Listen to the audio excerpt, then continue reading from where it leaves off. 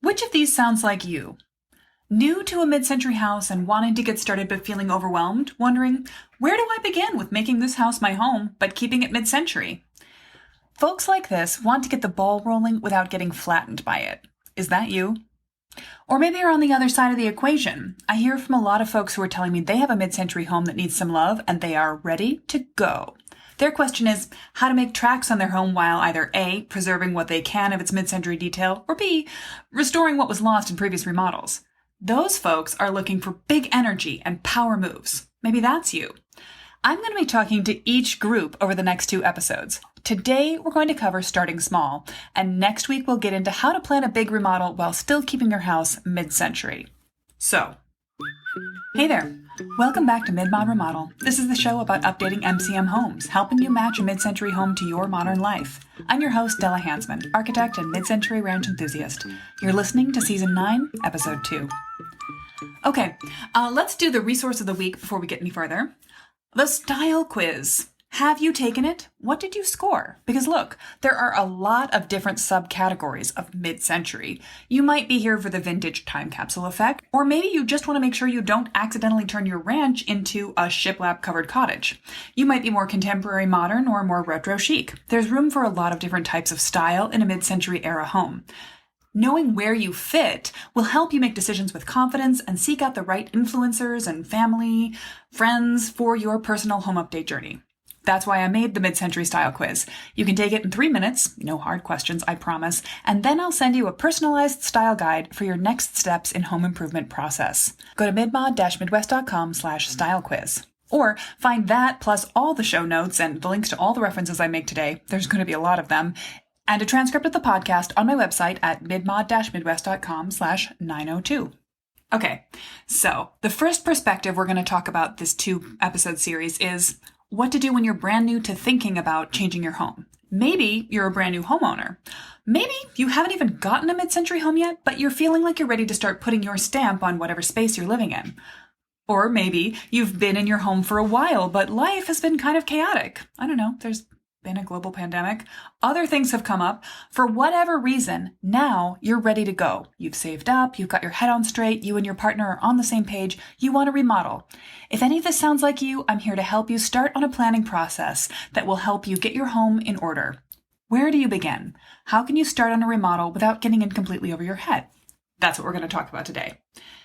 By the way, if this doesn't sound like you, if you're in camp 2, you are ready to jump into action on your house, or if you've lived in your house for quite a while and you want to take a fresh look at the way that you've been living in it, I'll be talking to you next week. We'll get into how to plan and take on a big picture action plan for a mid-century house while keeping the mid-century part intact, so stay tuned. Today, though, let's talk about how to stick your toe into the kidney-shaped pool of mid-century home updates. And by the way, if you know someone who's just getting into their first mid-century home and is planning to start making some changes, tweaks, transformations, this episode is going to be a great start to think about planning a home update. Whether it's large or small, the right way to get started right from the start. If you've never remodeled before, here is my best advice. Remember to give yourself grace. Every step from planning to execution will take a little longer, may cost a little more than you expect. Actually, it will take a lot longer. There's this thing called the remodeling X factor, and basically you take however long you hope or anticipate that some project will take. If it takes twice that, a 2X factor, you're doing great. It might take 3X or 4X or 5X what you were hoping it would take. But I don't say that to scare you, just to give you a sense of realism. It's okay. If you're just moving into a house, I actually don't recommend you jump right into making changes unless you feel you must. Living in a house for just a little while can give you insight into what it's like to be there that can't be replaced any other way. So this is your permission slip to start small, to take your time. Sometimes you feel that for other life reasons, you really have to get going. The house is unlivable. You must execute a remodel before you move in. But in an ideal world, I recommend that you take time to put your feet in the water slowly. Take on 1 or 2 small but satisfying progress projects to make the house your own. What does small mean? Well, that depends on your experience, your budget, your ambition. It could be a weekend DIY project, that's starting small, or it could be having the house painted and updating the exterior. What small means is up to you. But definitely it will be a level 1 or a level 2 project. If you're a regular listener to the podcast, you might already know what that means, but here's a thumbnail reminder. Most of the time, when you hear someone talk about home improvement, or if you see it on social media or TV, it's a big project. I call these level 3 remodels. Big, honking level 3 remodels are what people think of and what they're afraid of when they realize they want to make some changes to their home. You're planning a level 3 if you are going to totally gut the house, or part of it, and start over. If you're adding on an addition, or if you're generally planning a project that will take a general contractor to manage, that's a level 3.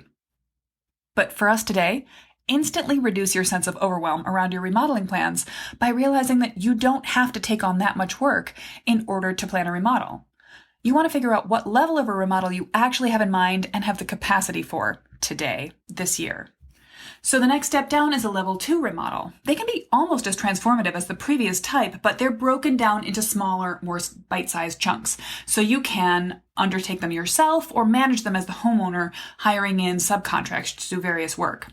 You can entirely overhaul your house one project at a time, 1 or 2 projects a year with a level 2 remodel.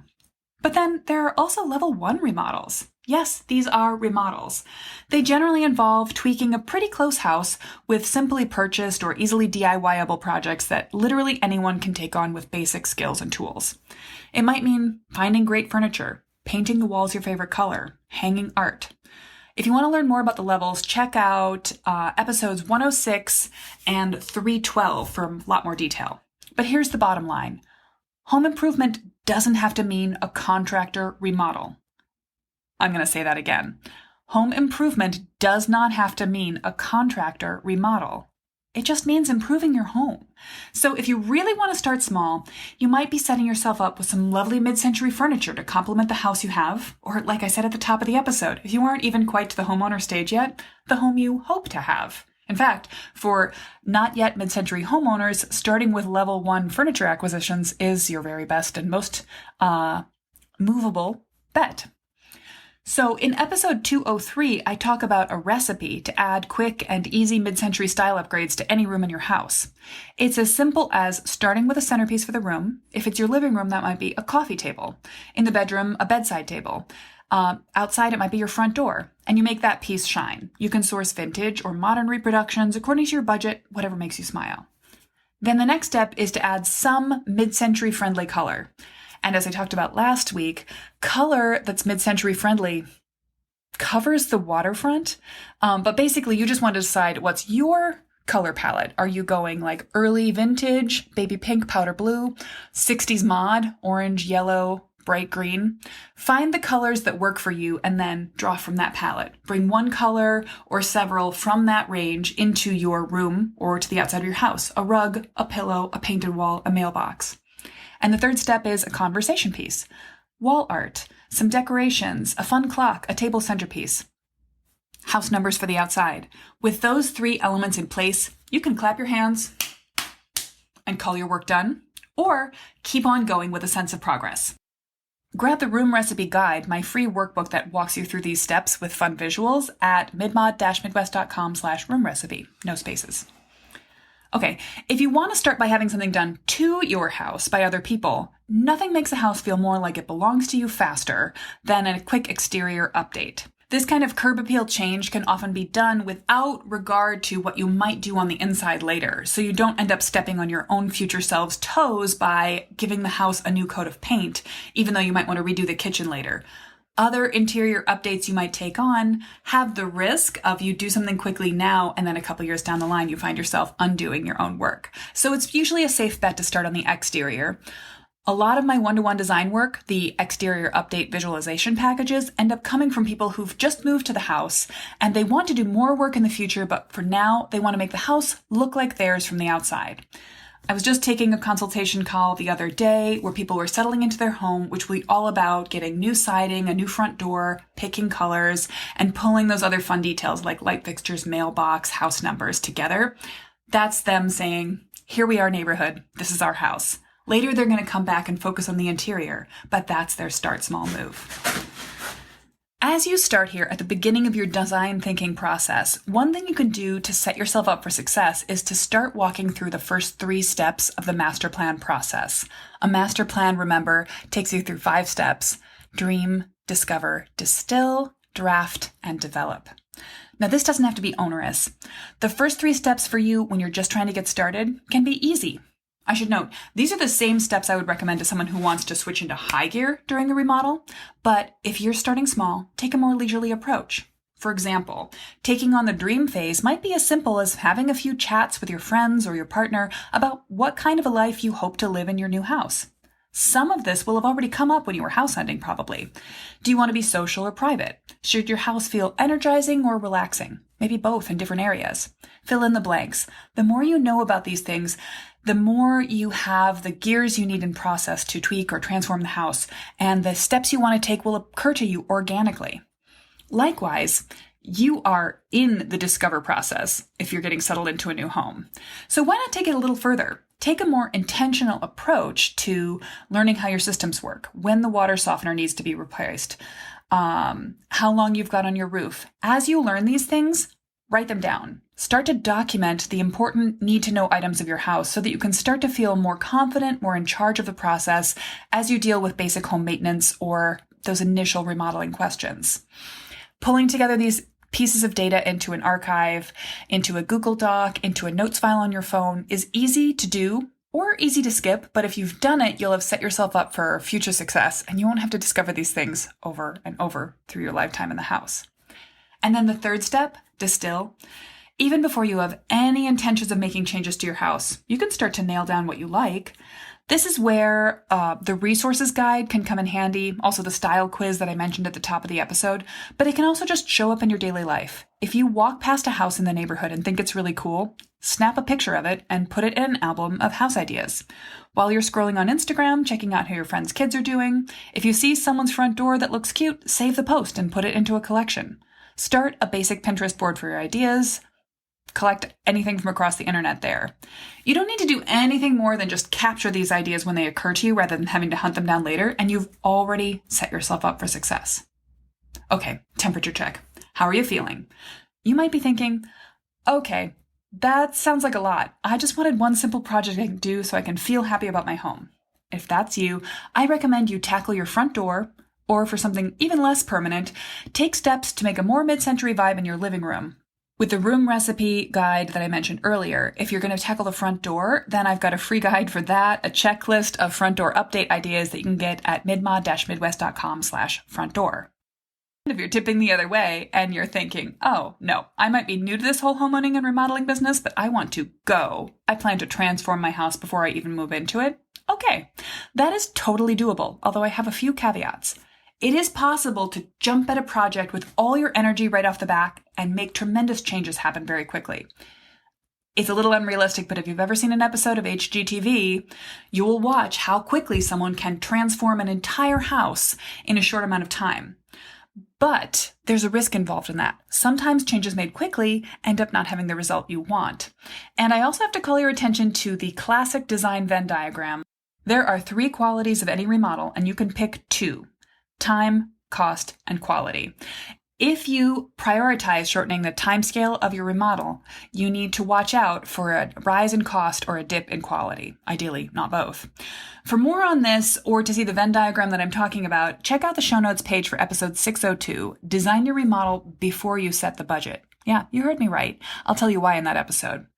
But basically, just know that you can do things quickly, but it will cost a little more, and you want to be particularly on guard for losing out on mid-century charm while you do. If you're hoping to dive in and update your new home right away as quickly as possible, you're going to have to be prepared to spend, and you want to watch out for the risk factor of losing out on mid-century charm. Here's one more reason to wait a little while. I often hear from new homeowners that even when they buy a mid-century era home, they often think of certain parts of it as pretty uncool. Then they do a little research into the broader history of the mid-century movement. And once they start to dig in, they find out that their house, even if modest, has some really charming features and some potential to expand on its mid-century qualities. So, for example, if you've got a picture window anywhere in your house, that's the sort of flightless bird version of a glass-walled California high mid-century home that separates the living part of the house from the exterior fenced pool backyard with just retractable wall. Obviously, a picture window is not a wall of glass, but if you've got a picture window facing your backyard, it's a perfect no-brainer opportunity to replace it with a sliding door. So as you start to learn a little bit more about the era of your house, it's not only fun, but it starts to set up the ideas for where you can turn up the volume on the mid-century features you already have, or bring more features to the house.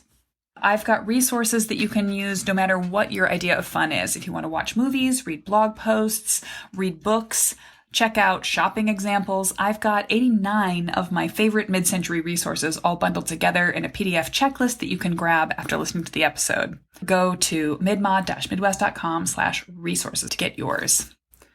All right. So if there's one thing I want you to take away from today, it's that you can start small. In fact, I recommend that you do. Live in your house for a little while, figure out what you love about it and what you don't, and you'll be all the more prepared to plan your remodel in style. If you do want to get started, then what you're going to want, my friend, is a master plan to keep you on track. If you need help, even with starting small, and the free resources I've shared just aren't cutting through your mental chaos, then I'd love to chat with you about what's going on in your mind about your house. Schedule a design consultation call with me by heading to midmod-midwest.com/services to our Work With Us page. You'll find all of the links I just mentioned and a transcript of the episode at midmod-midwest.com/902. All right, next week on the podcast, we're going to be talking about how to keep a mid-mod remodel on track using design principles of good mid-century remodels.